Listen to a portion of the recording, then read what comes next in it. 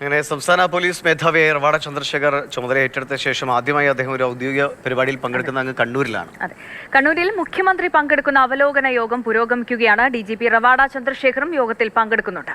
Ravada Chandrasekhar police മേധാവിയെ ശേഷം മുഖ്യമന്ത്രിക്കൊപ്പം പങ്കെടുക്കുന്ന ആദ്യ പരിപാടിയാണ് ഇത് എന്നതാണ് സവിശേഷത. 4 ജില്ലകളിലെ സർക്കാർ പദ്ധതികളുടെ അവലോകനമാണ് ഇപ്പോൾ നടക്കുന്നത്. ഫെലിക്സ് പുളിക്കൽ വിവരങ്ങളുമായിട്ടുണ്ട്. ഫെലിക്സ്, എപ്പോഴാണ് യോഗം ആരംഭിച്ചത്? എന്തൊക്കെ വിഷയങ്ങൾ ചർച്ച ചെയ്യുന്ന യോഗമാണ്? റവാഡ ചന്ദ്രശേഖർ ഇന്ന് തന്നെ തിരുവനന്തപുരത്തേക്ക് മടങ്ങുകയും ചെയ്യുമോ?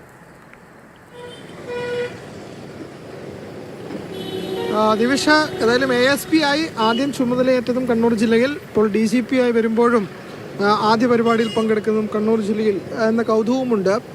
അല്പം മുമ്പാണ് യോഗം ആരംഭിച്ചത്. അതായത് കണ്ണൂർ, കാസർഗോഡ്, കോഴിക്കോട്, വയനാട് ജില്ലകളിലെ പോലീസ് മേധാവികളുമായുള്ള മുഖ്യമന്ത്രിയുടെ യോഗമാണ് ചേരുന്നത്. ആ യോഗത്തിൽ DGPയും പങ്കെടുക്കുന്നുണ്ട്. DGPയും 12:30 കൂടിയാണ് തിരുവനന്തപുരത്ത് നിന്നും കണ്ണൂർ വിമാനത്താവളത്തിലെത്തിയത്. അവിടെ നിന്നും ഗസ്റ്റ് ഹൗസിലെത്തി. ഗസ്റ്റ് ഹൗസിൽ മുഖ്യമന്ത്രി ഉണ്ടായിരുന്നു. പക്ഷേ ഇരുവരും തമ്മിൽ ഗസ്റ്റ് ഹൗസിൽ വെച്ച് കൂടിക്കാഴ്ച നടത്തിയില്ല. മുഖ്യമന്ത്രി ഗസ്റ്റ് ഹൗസിൽ നിന്ന് ഭക്ഷണം കഴിച്ചതിന് ശേഷം തിരികെ ഈ അവലോകന യോഗം നടക്കുന്ന കണ്ണൂർ ഗവൺമെൻറ് കൃഷ്ണമേനോൻ ഗവൺമെൻറ് വനിതാ കോളേജിലേക്ക് എത്തി. അതിനു മുൻപ് DGPയും അവിടെ എത്തിയിരുന്നു.